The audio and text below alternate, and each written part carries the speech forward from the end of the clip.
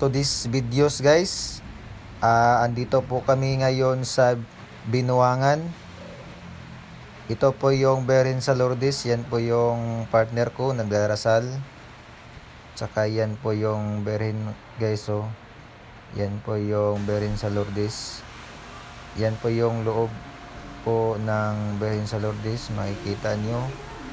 Papupunta po kayo dito, sigurado po ako yung mga panalangin nyo ay matutupad. So yan po, at saka yan po yung labas guys. So may naliligo dyan kasi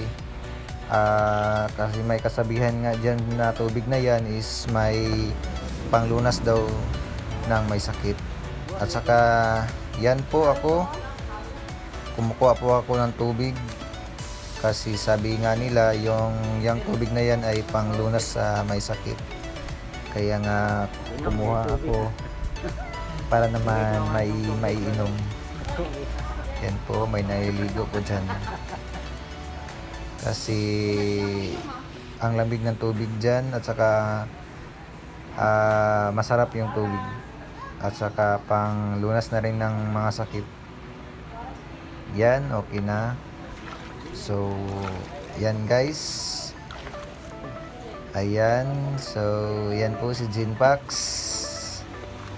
Si Jinpax, yan o. Nakajakit yan ng itim. Yan po yung partner ko guys.